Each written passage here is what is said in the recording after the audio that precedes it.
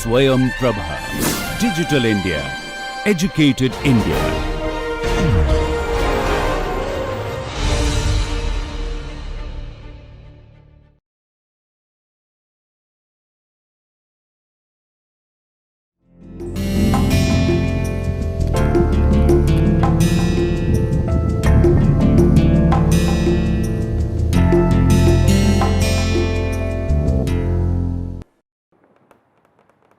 Hello students, welcome back to our lecture series on women's writing. This is lecture number 5. By now you have read a lot of ideas, concepts related to philosophy and other disciplines. We are very much eager to discuss further concepts and related ideas in the field of women's writing, one of which is the gaze or the male gaze. Women under the gaze, the men and women writers. What we are going to discuss in this particular lecture is very much similar to what we discuss every day. When you look at an object, when you look at somebody, when you look at the weather around you, the situation, the environment around you, you develop certain opinions, you develop certain judgments based on your past experiences. The aspect of the past experiences plays a great role in creating the gaze. What is the gaze? It is simply looking. Currently, you think you are looking at me, I think I am looking at you, and I am also looking at the person behind the camera. I am looking at the room, but not directly, of course, but there is a certain way of looking. You may directly look at something, you may indirectly look at something. All the time, the manner in which you are deriving information about the things you are looking at constitutes the gaze. You must have heard of the term stargazer, somebody who gazes at the stars. This word gaze was originally a very timid kind of word. It did not have any underlying meaning. But with the development of film studies, let me tell you why film studies, because film studies bring into consideration the camera angle. Whatever is happening, it is happening inside a frame, a camera frame. You are looking at me, but you are looking from the point of view of the person who is handling the camera. If the person who is handling the camera would focus at the things which are behind me, then you will not be looking directly at me. You will be looking directly at whatever is behind me, and with a partial view, you will be looking at me. If the person, whoever is handling the equipments, shows you a slide on which I am working, suppose I am scribbling on this slide, and at that very moment the entire presentation will shift from my face to this particular slide because I am scribbling something on it. This entire look, the way of looking at the lecture that you are having right now, this entire process is a part of the gaze. How the person looks at you, how the person looks at this entire setup, the presentation. So once you understand what gaze mean when we talk about film studies, of course the first thing that comes to your mind is how the characters look at other characters. Especially in today's dramas, soap operas, you have every day the series, the Netflix originals, YouTube originals, I don't know, so many originals are there. Everywhere you see, you are very much attracted, or your attention is drawn towards how a character looks at other character. By the sheer nature of how the character is looking at the other character, you derive what relationship they are in, whether they hate each other, they love each other, they don't feel anything about each other, they are jealous of the other person, they think they are competitors. Everything you can decide, but just by looking at the way one character is looking at the other character. Suppose there is a boy. The camera is focusing on the boy's face, the boy's expressions. The boy looks very, the eyebrows are like this and the face is very much full of anger, and then the camera shifts to the face of a girl. The girl is crying, the girl's hair is messy, her makeup is tumbling down her cheeks. So at that moment nobody has to tell you that the boy is angry with the girl is upset. That is what the entire camera angle shifting has suggested. It could have shifted from that boy's angry face to a dog's face, but that would have made no meaning. But it has kept in mind, whoever the director of the film is, that we want to associate the two images by shifting the angle of the camera, by shifting the focus. That means how the director is watching it, the audience is exactly watching it like that. Now let us, before moving on to, just hold on to this piece of thought, we will come back to it in just a few moments. This is a term related to film studies. Once film studies established itself as a branch, the angle, the camera angle, one can be right from the front, another can be from the downside looking up at the villains so that they look humongous. Another can be, cameras which are set, at a height looking down upon somebody else so they look tiny. So these camera settings, these camera angles all have a purpose, and you will be very pleased to know the camera angles also have names. They are named after famous directors who have used those kind of angles in their movies. If you just go and look it up, I can give you the name of Satyajit Ray angle. There is an angle of camera which is called as Satyajit Ray angle. Okay.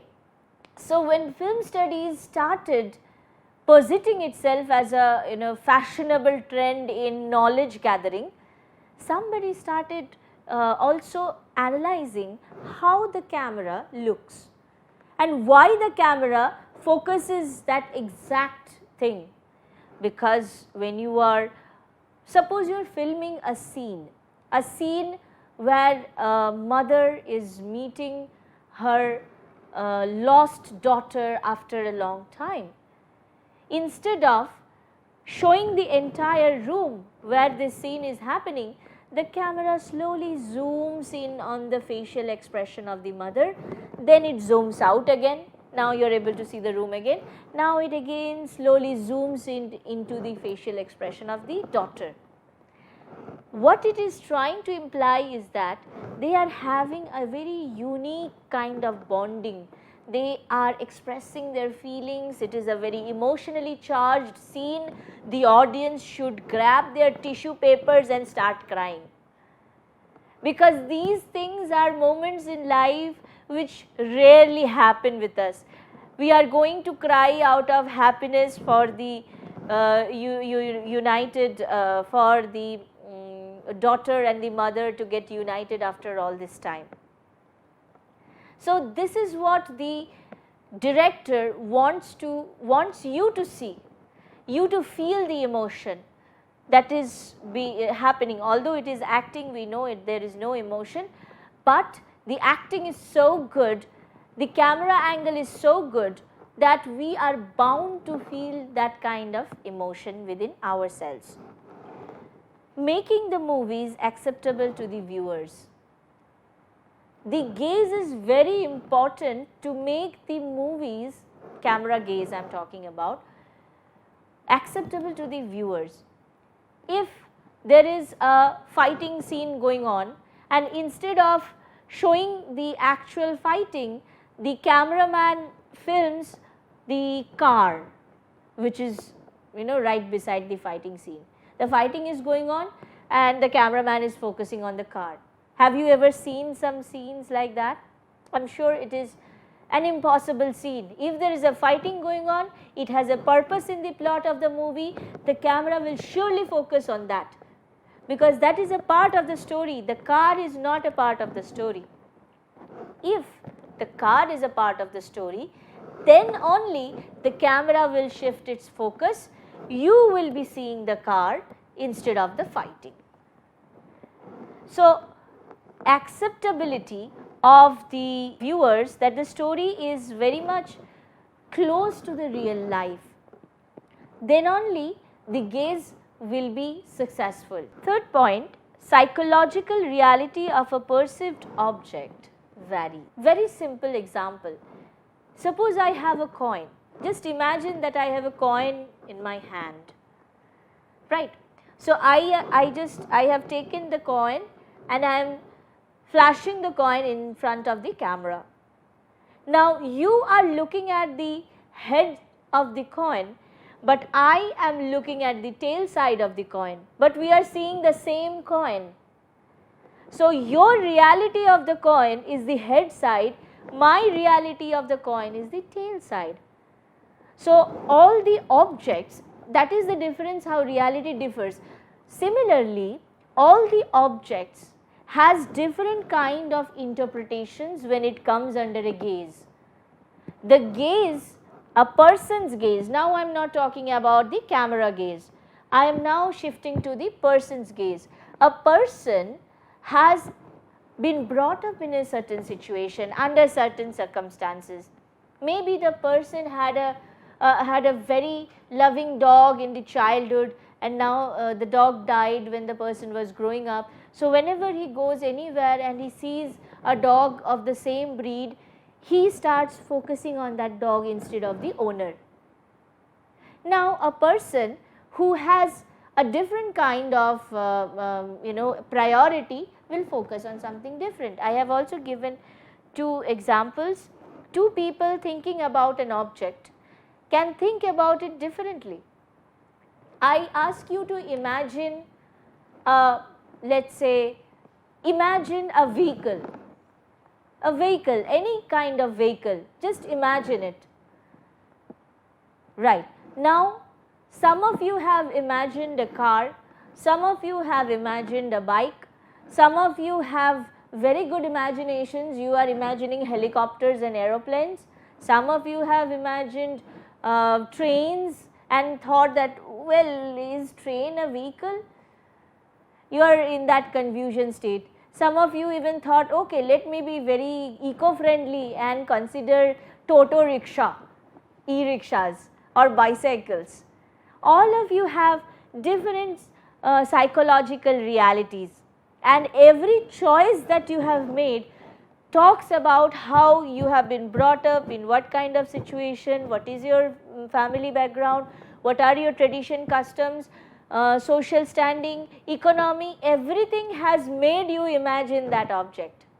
So your psychological reality is different from my psychological reality. See, two people thinking of a pen, one thinks of an ink pen, the other a ball pen. I just ask you, think of a pen. If you like ink pen, you will think of an ink pen. If you like ball pens, you think of a ball pen. Okay. Now moving on to the eye of the person or camera. Now whatever gaze I am having, I am a person, I am also the person behind the camera, I am the person and the person behind the camera who is looking at you, who is looking at an object, will try to interpret it in their own ways. Why? Because we are the subject. Simply because I am looking at this, I am the subject. I am looking at this particular pen over here. It is supposed to make these kind of scribblings on the screen. I am looking at this, and it is an object that I have to look at. First time when I held this, I had to see it and understand, okay, how can I use this?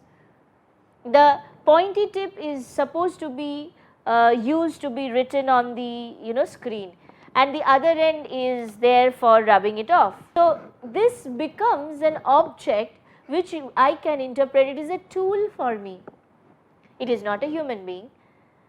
I can interpret it's okay when I am not writing it with it, maybe if it is a pencil and I am a 5-year-old child, then I will be chewing it inside the classroom.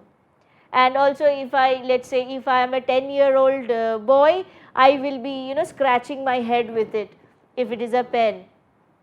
So every time I am using something like this, I am treating it as an object, a tool, because this is something which I am seeing and I see it as a scratching object right now. I see it as a chewing gum after some time. So I will do whatever I want. The way I see it makes me take those kind of decisions. What happens when a woman comes in front of the camera? How the camera looks at the figure of the woman, that time also the eye of the camera is the male figure. You will seldom find anybody just focusing on the only on the facial expressions of women.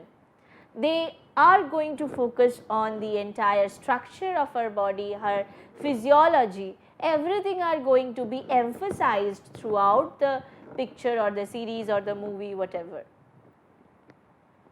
All of these things come from the will to control the interpretation. Now, I am a person who looks at a woman and does not find anything that would interest me, but no. If you find a woman and you do not have that kind of lust in yourself, you are not a man. That is what the camera says. That is what the male gaze is all about, controlling the interpretation. That is, think only about gel pens. If I am telling you think about a pen, you cannot think about a ball pen, you cannot think about an ink pen, you have to think about a gel pen. That is controlling the interpretation of the object. The male gaze. Of course, Laura Mulvey, she is a feminist film theorist. She started with directing movies, making small films, and then she became a film critic. She wrote a very interesting essay called Visual Pleasure and Narrative Cinema.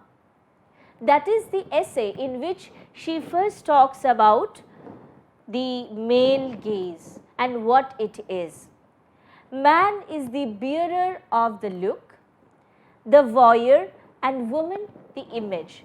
You may be not familiar with the term voyeur. The term voyeur mostly means that a person who derives pleasure, sexual pleasure kind of, by looking at other people. That is called voyeur. You are getting some kind of pleasure, stimulating pleasure inside your mind, inside your body by looking at other people. So man is the bearer of the look. I am looking. Bearer of the look means I have the capacity to look. The voyeur, the one who is deriving pleasure, and woman, the image. The image in front of the man is of the woman, and by looking at the woman, the man is deriving the pleasure. That is the same thing which happens with a camera, with a film, with a movie, with a, let us say, anything which is video recorded. Because the man is looking at the woman, it is not the camera. The camera is made, or rather programmed, or rather handled by a person operating, and that person has exclusive directions from the director. The director has money which is given by the industrialists. The industrialists wants you to remain dumb. The industrialist wants you to go to the movie, flog the theatres, to look at what they have considered as very fascinating bodies of actresses. You just have to become a materialistic stupid person. That's all. They are expecting us to behave like that.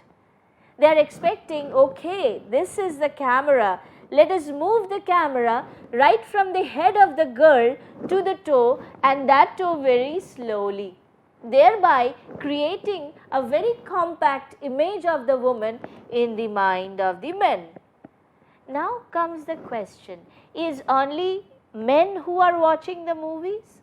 Kids watch movies, youngsters watch movies, women watch movies, all of them are watching the movies. So what kind of effect is that, moving the camera from up and down having on the mind of those women and kids? They are getting the idea that it is okay. It is okay if the camera can move from up and down. In real life also I can do that.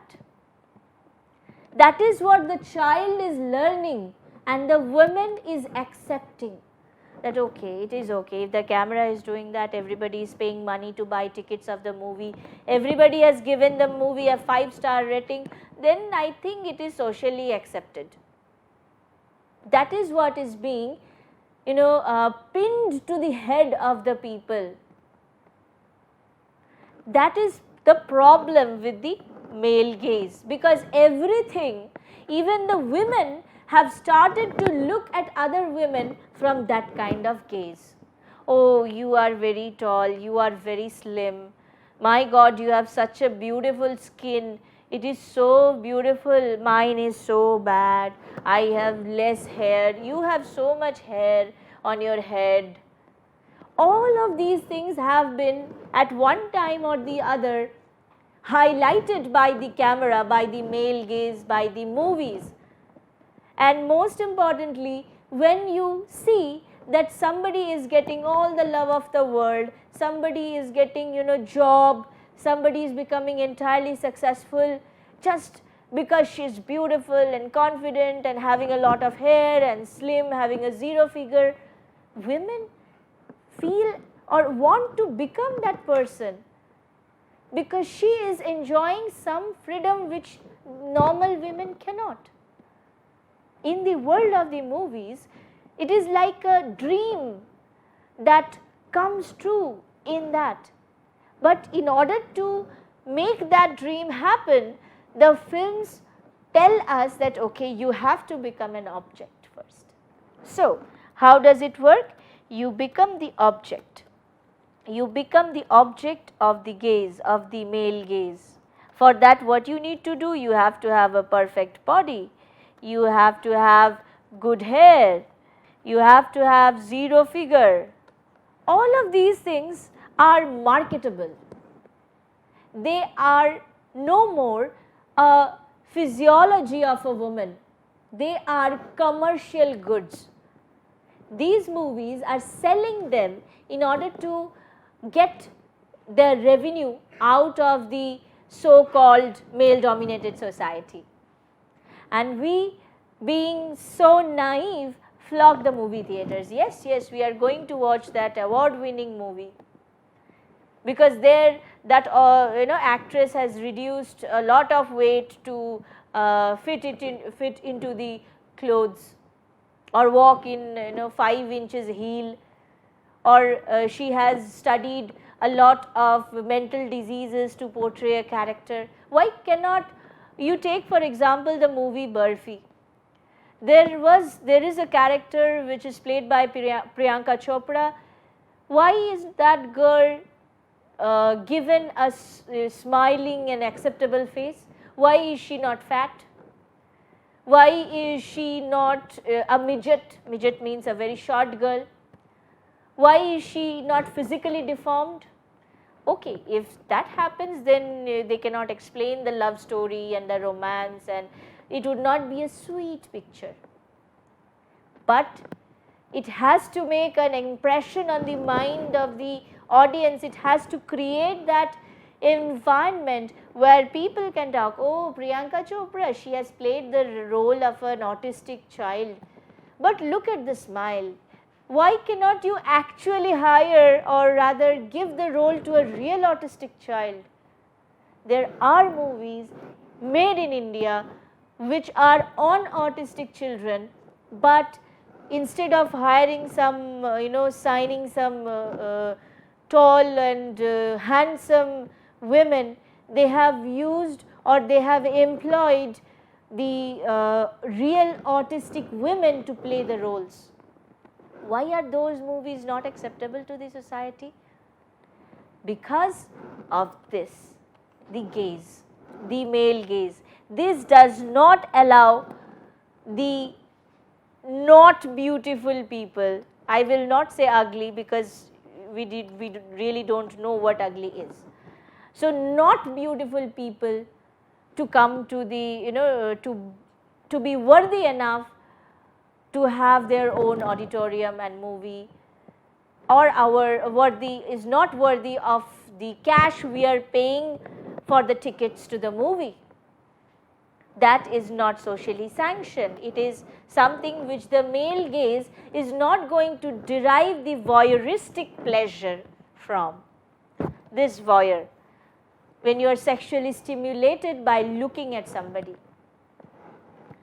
See, this is something, this is a quotation from Malvi's text. In a world ordered by sexual imbalance, pleasure in looking has been split. So, the world has sexual imbalance and the pleasure in looking is split. So, the women cannot, not socially sanctioned, the women cannot look at a man and derive some pleasure. That is not how women are brought up. Women are brought up within cocoons. You cannot just go and look at a man and say, oh, that man is so handsome, I would like to have a relationship with that man. Then you are, you are thrown outside the society. The male gaze projects its fantasy onto the female figure, which is styled accordingly. So, the male gaze has the only right to project the fantasy. Now, this fantasy is not the kind of fantasy we think of in movies with dragons and magic. That is another fantastic world. That fantasy is not related to this fantasy. This has, of course, this has sexual undertones. You cannot fantasize about a man, you being a woman cannot fantasize about a man. You cannot go and approach a man, you cannot compliment a man at, you are looking very handsome or this and that, because you do not have a gaze. There is nothing called a female gaze till now. There is nothing called a female gaze. The only gaze we have is the male gaze, because that is how the society works. So, which is styled accordingly. The female figure is styled accordingly, according to the fantasies of the men.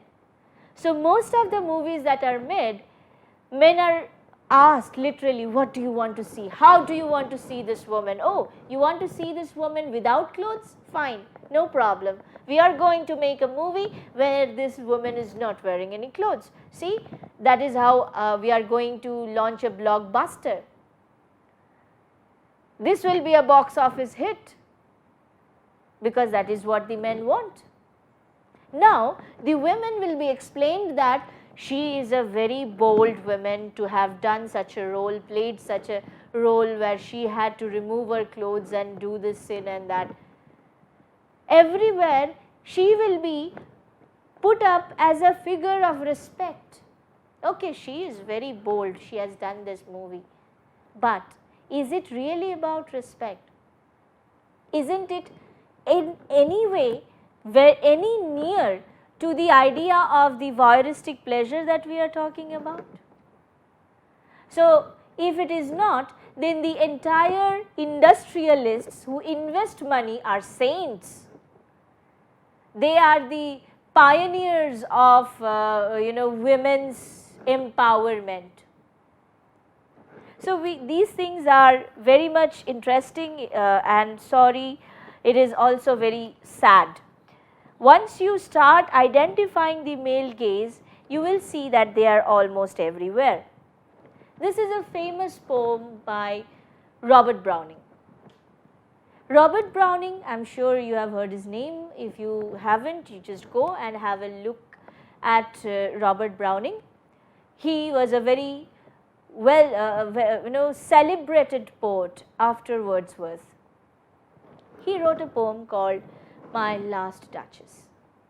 I will give you a brief summary of the poem. The poem is written in is a dramatic monologue. That means the person who is saying all these words is a single person. He is explaining something to somebody while moving from one place to another. The entire poem is written in that manner. That is my last duchess painted on the wall. Whoever is it is a duke. My duchess means my wife.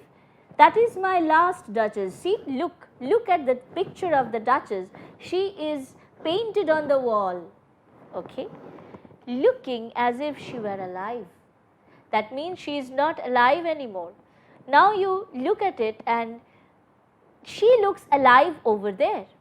So the audience's focus is shifted like that of the camera. So now you are not looking at the speaker, you are looking at the painting on the wall. I call that piece a wonder. Now, Fra Pandolf's hands worked busily a day and there she stands. So Fra Pandolf is the painter. He has painted the picture of the Duchess. Now she is standing over there. That means of course she is not standing physically. Her picture is there as if she is standing over there and it is a life size portrait. So the audience, the viewer, whoever is the reader of the poem is looking at the picture on the wall. You know, this is the example of the gaze from the poem. Her mantle laps over my lady's wrist too much, or paint must never hope to reproduce the faint half flush that dies along her throat. So when you consider these lines, aren't you able to see her mantle over my lady's, her mantle laps over my lady's wrist too much. So mantle is a kind of what we can consider as a piece of cloth which is worn behind your shoulder. You take it from behind your shoulder, one side of the cloth hangs on this side, one side of the cloth hangs on this side. Instead of letting it hang, she has wrapped the mantle around her wrist, and it has been wrapped so much that it looks a little bit, too much. Or paint must never hope to reproduce the faint half flush that dies along her throat.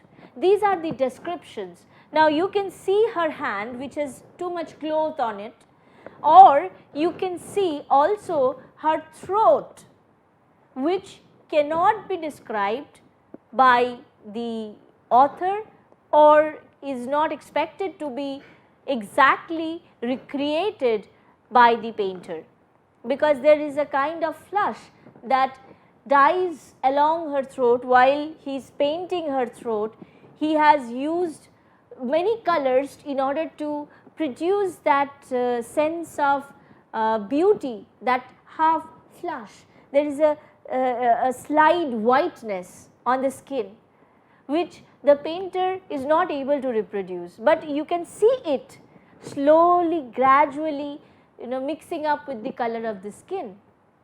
So this kind of view that you are getting, this is not even camera. This is just a poem, but you can exactly see what he is trying to show. You can imagine with your mind's eyes, you can imagine the girl's throat, you can imagine the girl's hands, you can imagine all of it, but the girl is not alive. If you read the poem, you will get to know that the Duke, of course the Duke was the husband, and he was jealous because the Duchess was very kind and generous and a little bit flirtatious. The Duchess used to smile and talk to everybody. The Duke was very suspicious, and under some suspicion the Duke killed the Duchess, because the Duke thought that whatever the Duchess was doing, everything should be under his control. But the Duchess was, of course, she had her own life, her own say. The Duke did not allow it and killed her. You will, when you read the poem, you will get the idea. It's a wonderful poem. I suggest you go and read it. This is another famous description of Cleopatra from Shakespeare's Antony and Cleopatra. For her own person, this is where Shakespeare, or rather the person who is describing Cleopatra, is saying, it beggared all description. Whatever description you try to give, everything looks like a beggar. You cannot have a good description. She did lie in her pavilion, cloth of gold tissue. Very exquisite picture. Over picturing that Venus where we see the fancy outwork nature. On each side her stood pretty dimpled boys like smiling cupids with divers coloured fans, whose wind did seem to glow the delicate cheeks, which they did cool, and what they undid did. This is a little bit, it's a kind of play of the words. It means Cleopatra was lying over there covered in gold, golden dress. Cleopatra is lying over there. She is surrounded by young boys. Her entire persona is so soothing and at the same time so exciting that these boys tried to, when did seem, these boys were fanning her. These boys were trying to comfort her. They were there with multicolor fans, handheld fans. They were fanning her, whose wind it seemed to glow the delicate cheeks. So they were fanning her, and that wind came and hit the delicate cheek of Cleopatra, and it was glowing, which they did cool. They were cooling the glowing cheeks of Cleopatra, and what they undid did. Their presence over there also made Cleopatra a little flirtatious. She was also blushing. They cooled her down with their fans, but their presence was also making Cleopatra blush. So her entire persona that has been described throughout the play, wherever her beauty has been mentioned, she has been looked from various perspectives. And every time a kind of femininity has been attributed to her, as she has been described as the epitome of beauty, and therefore she needs to be represented in such words as to emphasize her skin color, her appearance, glowing, blushing, this and that, every time looking from the voyeuristic point of view. Everybody must be drawn towards her beauty. Everybody must be attracted towards her beauty. Her regalness should be the one that we must consider the very first thing. Now, moving on to some women writers. This is Chimamanda Ngozi Adichie. She is an African writer. She has actually delivered 2 TED Talks, 3 TED Talks. I think I have mentioned this in the other lectures also. You must go and watch those TED Talks. They are very insightful. So this is from one of the TED Talks, We Should All Be Feminists, which was delivered, of course, I think it was delivered in 2013, and the book came out in 2014. It's a very thin book, maybe 30-40 pages max, not more than that, because it's a small 10 minutes presentation for the TED Talks. What Chimamanda Ngozi Adichie did was write a book called Purple Hibiscus. She wrote it in 2003. It was related to a husband who tortured his wife.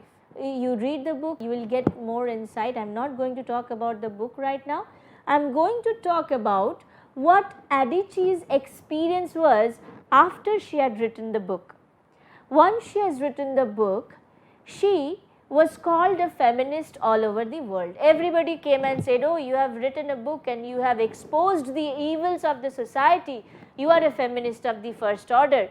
You have sounded the gong by which you have declared the war against male domination, against the patriarchal law of the land. You are our leader, feminist leader. Then what happened? All of these things are happening. One day she was interviewed by a journalist. So a journalist came, a Nigerian journalist. That person came to her, and before he would interview her, the journalist asked her, "Can I give you a piece of advice?" Of course, Adichie is a very lively girl. She said, "Of course, you can give me a piece of advice. What is it about?" He said, "It's about the book you have written, Purple Hibiscus, and everybody considers it a feminist text." Say, "Yeah, okay. So what's your advice?" "No, no, no, you shouldn't be a feminist. You should not call yourself a feminist." Adichie must never call herself a feminist, since feminists are women who are unhappy because they cannot find husbands. That is the idea, that is the male gaze. That is how the male gaze works on women. Whenever they find women who try to talk about women's expression, whenever they find women who talk about women's empowerment and emancipation, they think that it is sexual frustration of the woman. The male gaze looks at the women as unsatisfied women. These women, if they had husbands, they would not have been doing that. But since they do not have husband, they are not sexually satisfied. That is why they have gone out to the world and they are spreading these ill ideas. That is what the male gaze is. This Nigerian journalist is a perfect example of the male gaze. So, Adichie had an equally fitting reply. Okay, fine. Now onwards, I am going to call myself a happy feminist. So, I am not a sad person because I don't have a husband. I am a happy person. I am not feeling the need to go into a relationship or get married right away, but I am happy with myself. So, I will call myself a happy feminist, so people will not consider me unhappy. See, who are unhappy because they cannot find husbands. So, now onwards I will call myself a happy feminist. Then somebody again came and said, "Oh, no, no, no, you are a happy feminist, but you are not representing Africa." Why, said I, are you joking? I am an African. Oh, really? Then she started calling herself, "Okay, I am a happy African feminist. Now are you happy? I am now going to call myself a happy African feminist." Then something happened and somebody said something else. So, she started calling herself happy African feminist who does not hate men. So, somebody has come up and told her that no, you are taking this the wrong way. Feminists are those people who hate men. So, she had to clarify, no, I don't hate men. Please don't misunderstand. So, she started calling herself happy African feminist who does not hate men. Then at some point of time, she had to give herself this entire name, happy African feminist who does not hate men and who likes to wear lip gloss and high heels for herself and not for men. So, every time she wanted to define herself, people would come and say, no, feminism means that women wear high heels.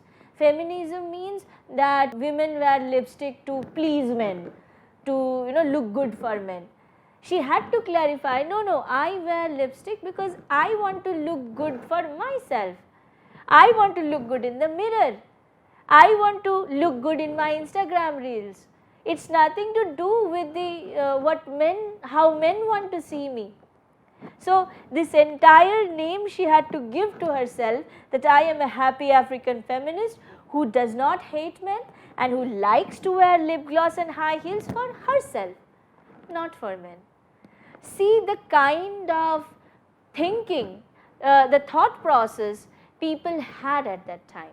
This is another author. Her name is Kate Millett. She wrote a book called Sexual Politics. I have discussed it in other lectures also. She criticizes the objectification of women, how women are treated as objects. Like I told you in the beginning of the lecture, this is supposed to be a stylus which is used to scribble on the board. It is, I am scribbling right now, it is also used to delete whatever I have scribbled. I think it is not a stylus. I am looking at it as a, let us say, something to scratch my head with. So now I am going to scratch my head with it. This reality of the stylus has changed for me. What happens when you objectify women? You see a woman. The woman has a certain role in the society. As a citizen of the country, as a responsible person of the society, the first responsibility she has is towards herself. I am going to keep myself okay. I am going to take care of myself, my studies, my career, my life.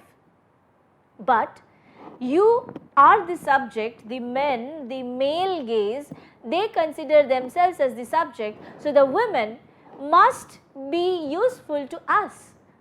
I do not care if the woman does not take care of herself, but she must take care of me. She must bring me a cup of tea in the morning, she must prepare the clothes for my office, she must do this, she must do that. Every time she becomes what I want. So, that is the same thing I am doing with the stylus. So, I am the subject and woman is the object, because she is receiving the implications, she is receiving her purpose from me, because I am the male. How even is that a logic? It is not logical, it is completely baseless, but still, because we have the patriarchal system, that is the rule of the father in the society, we accept it, that yes, you are right, that is how women should be treated as objects. When it comes to male gaze, women become the object of lust, of the voyeuristic pleasure. It is a kind of fantasy that is created around her. She becomes a material from which you draw pleasure. That is the power of the gaze. So, what did Kate Millett do? Because male gaze is fairly a very recent kind of reading, in the last maybe 30-40 years this have come into currency.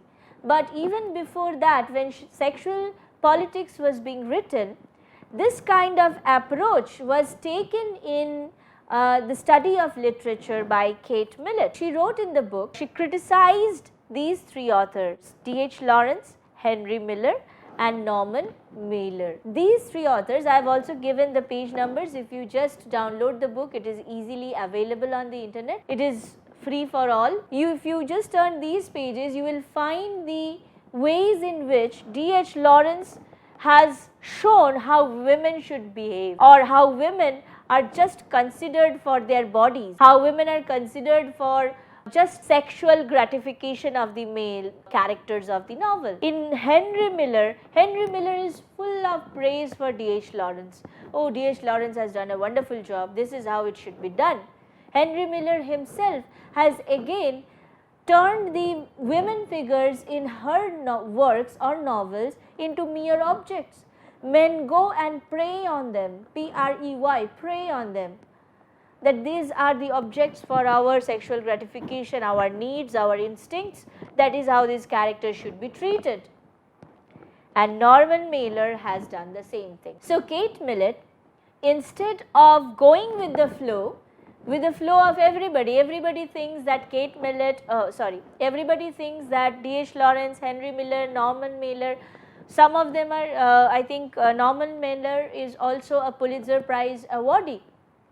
So, these great writers, they must have written some wonderful work. Everybody loves them throughout the globe. But why, Kate Millett, why would you do that? Why would you go and say that these writers have done a horrible wrong to the society? On one hand, they have shown how the society functions. On the other hand, while showing how the society functions, they have also consolidated it.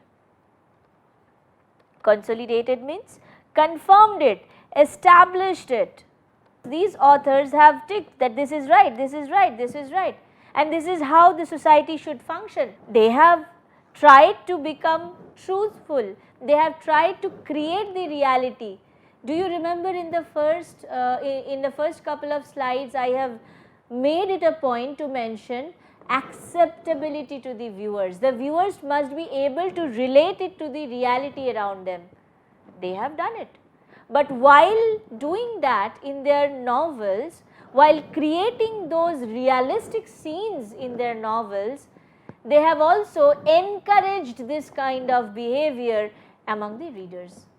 The readers are now full of confidence. Oh yes, these authors have given us the, the right way of looking at women. This is how we should look at women. But that was the, flaw in their entire body of work. That is what Kate Millett brought to the table. And you will be surprised to know that she had to go through a very rough kind of phase in her life in order to get her thesis published.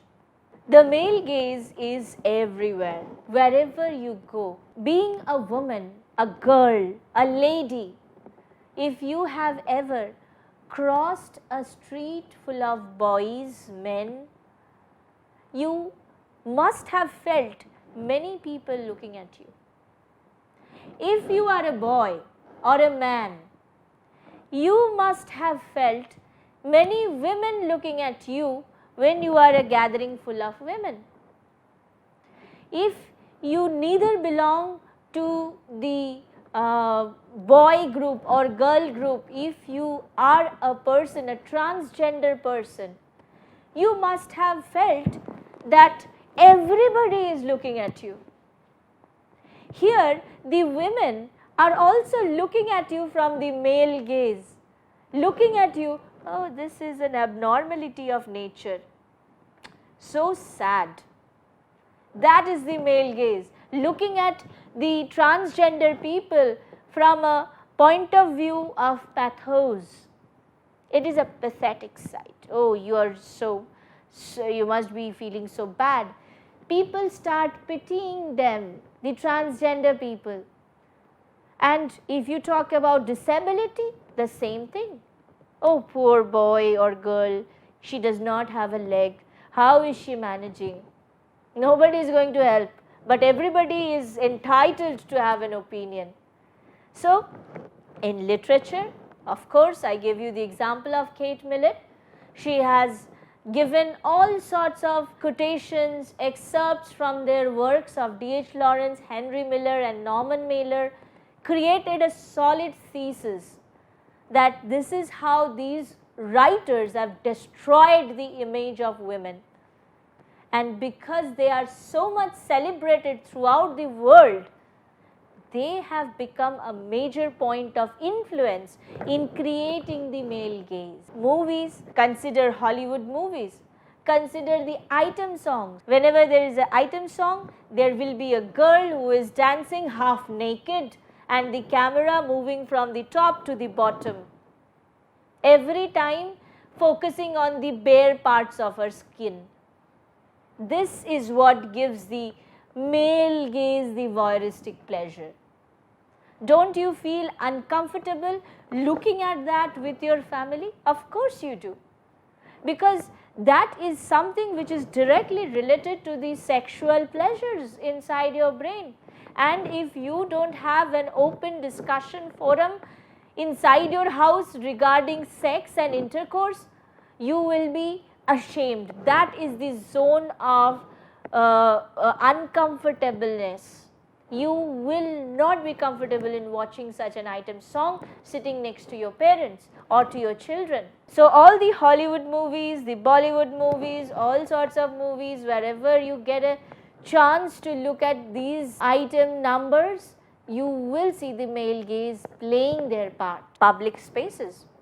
You go into a public space, you see how many people turn their heads to look at women walking by the road. And it is very interesting to note that women do not share this kind of behavior. I am not saying they don't, they also turn their heads. But have you ever watched a movie which is turning their heads to look at, turning their cameras to look at a man? Consider the man, the woman turning her head to look at a man, because that is not socially acceptable. In today's world, there are many series that are coming out which are from the women's perspective. Even then, this is far from reality. Public spaces are full of the male gaze everywhere, even women. It is not only the men who think like that. Women who are well dressed, they see a woman who is wearing shorts. Oh, see, she is wearing shorts. That is so bad. That is against the Indian culture. So what's your problem? No, she is going to be raped very soon because she is wearing shorts. What kind of logic is that? And if a woman is raped, she is wearing skinny clothes or maybe a little less clothes, everybody says it's her fault, because that is the male gaze. Male gaze, you are inviting the male gaze once you are wearing the, once you are not wearing the sanctioned clothes, society sanctioned clothes. You are inviting the voyeur to come and harass you, to kill you, if you are not wearing those kind of clothes. So that is what happens. Private spaces, even inside the house, the father considers the daughter that you should not go outside, you are wearing this kind of clothes. Why are you looking at her and considering that what she is wearing or what she is not wearing? Oh, looking at the wife, you should not wear this, you should not wear that. Or even better, if somebody says, okay, you must lose some weight, you are looking fat, say that you need to be healthy, you need to lose some weight because you should be healthy. Don't say that you look fat, that is why you need to lose some weight. What does looking fat has to do anything with losing weight? You must be healthy, and that is why you should lose weight. Okay, so private spaces are full of these kind of behavior. And social media, this is the open field of male gaze. You post a picture, there will be 1,000 replies. You look beautiful, you look gorgeous, you look this, you look that. A boy posts a picture, of course that is the previous example is that of a girl. A boy posts a picture. The compliments are always related to how good a chance the boy has of getting a woman. So this kind of discrepancies strictly point towards the idea that we need to reconsider our sentences, we need to reconsider how to look at people. Once you are in a job, once you are in a profession, you will be looked at from a different point of view.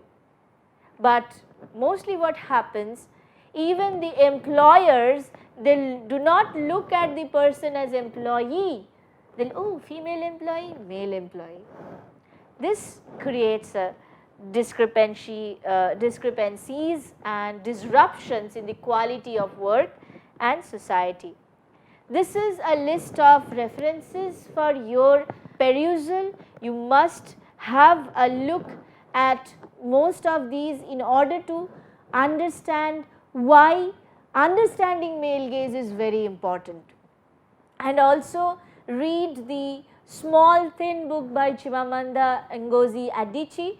She has done a specially good job in putting down personal experiences and relating it to the reality outside her.